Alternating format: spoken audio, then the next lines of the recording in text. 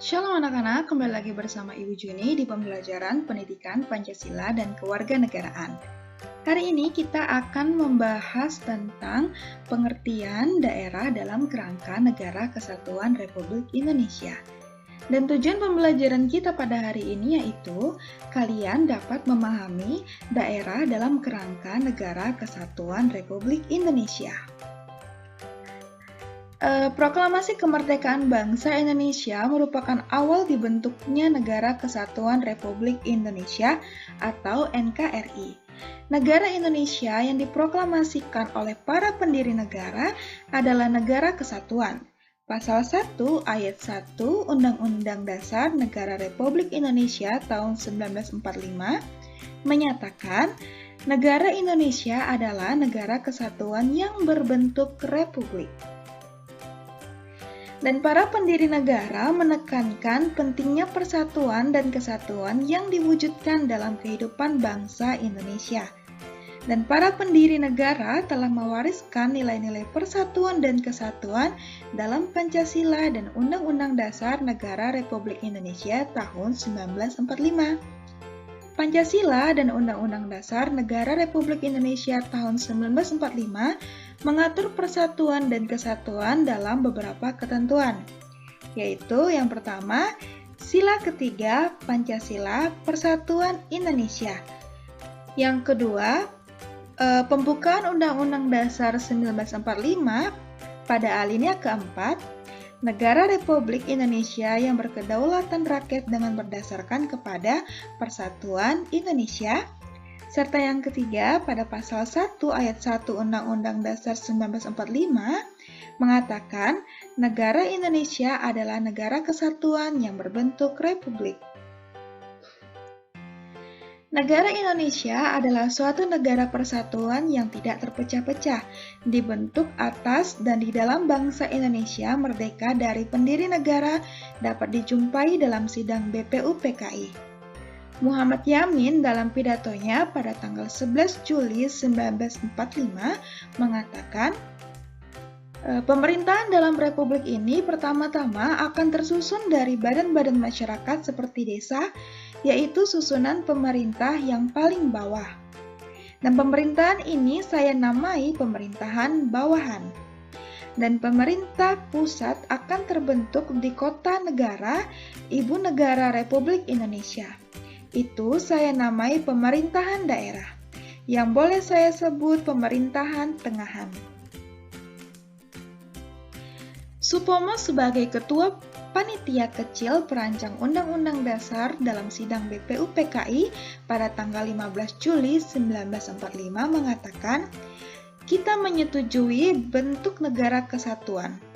Oleh karena itu, di bawah negara Indonesia tidak ada negara kebawahan. Tidak ada, akan tetapi hanya ada daerah-daerah pemerintahan belaka. Dan pembagian daerah Indonesia dan bentuknya pemerintahan daerah ditetapkan dengan undang-undang. Hak-hak usul dalam daerah-daerah yang bersifat istimewa harus diperingati juga. Daerah-daerah yang bersifat istimewa itu ialah pertama, daerah kerajaan baik di Jawa maupun luar Jawa. Kedua, daerah-daerah kecil yang mempunyai susunan rakyat asli seperti desa di Jawa Nagari di Minangkabau, dusun dan marga di Palembang, huta dan kuria di Tapanuli, gampong di Aceh. Maksudnya, daerah-daerah istimewa tadi dihormati dengan menghormati dan memperbaiki susunan asli. Kemudian berkenaan dengan daerah-daerah istimewa, pada tanggal 18 Agustus 1945 di hadapan anggota PPKI, Supomo mengatakan, dan adanya daerah-daerah istimewa diindahkan dan dihormati susunannya yang asli, akan tetapi keadaannya sebagai daerah, bukan negara. Jangan sampai salah paham dan menghormati adanya daerah. Berdasarkan pemikiran dari dua tokoh pendiri negara perancang Undang-Undang Dasar Negara Republik Indonesia tahun 1945, Maka, dapat disimpulkan bahwa susunan daerah pembagian terdiri dari daerah-daerah besar, daerah-daerah istimewa, dan daerah-daerah kecil desa atau sebutan lainnya nagari, dusun, marga, huta, kuryah, gampong, dan meonasa. Dan pembagian susunan daerah itu tidak membuat negara Indonesia terpecah-pecah, akan tetapi dalam satu ikatan, yaitu negara Indonesia.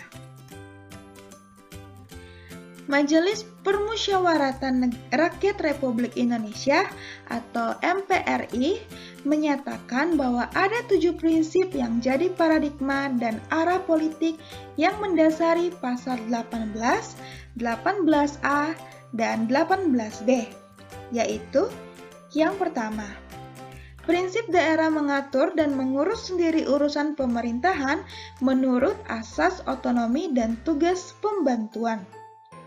Yang kedua, prinsip menjalankan otonomi seluas-luasnya. Yang ketiga, prinsip kekhususan dan keragaman daerah. Yang keempat, prinsip mengakui dan menghormati kesatuan masyarakat, hukum adat, beserta hak-hak tradisionalnya. Yang kelima, prinsip mengakui dan menghormati pemerintahan daerah yang bersifat khusus dan istimewa. Yang keenam, prinsip badan perwakilan dipilih langsung dalam suatu pemilihan umum. Yang ketujuh, prinsip hubungan pusat dan daerah dilaksanakan secara selaras dan adil. Itu ada dalam buku Rusdianto Sesung pada halaman 46. Dalam penjelasan Undang-Undang tentang Pemerintahan Daerah disebutkan bahwa hubungan pemerintah pusat dengan daerah dapat dirunut dalam alinea ketiga dan keempat pembukaan Undang-Undang Dasar Negara Republik Indonesia tahun 1945. Alinea ketiga membuat pernyataan kemerdekaan bangsa Indonesia. Alinea keempat memuat pernyataan bahwa setelah menyatakan kemerdekaan yang pertama kali dibentuk adalah pemerintah negara Indonesia yang bertanggung jawab mengatur bangsa Indonesia. Dan pemberian otonomi yang seluas-luasnya kepada daerah diarahkan untuk mempercepat terwujudnya kesejahteraan masyarakat melalui peningkatan pelayanan, pemberdayaan, dan peran serta masyarakat. Dan pemberian otonomi ini, daerah ini dilaksanakan berdasarkan prinsip negara kesatuan, sehingga otonomi daerah merupakan subsistem dari negara kesatuan. Sekian pembelajaran kita hari ini, semoga apa yang disampaikan dapat kalian mengerti. Jika kurang paham, kalian boleh komen di kolom komentar atau langsung chat di WhatsApp pribadi Ibu. Terima kasih, Tuhan Yesus memberkati.